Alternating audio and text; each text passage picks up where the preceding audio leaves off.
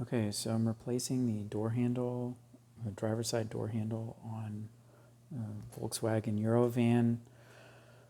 Here's the original door handle, and here's the one I got on eBay. The original one, see how it's good, all the way flush here. When I take this out and put it in the one I got from eBay,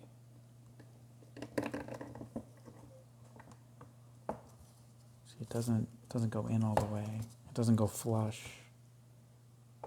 So it's very strange. It doesn't go flush, no matter what I do.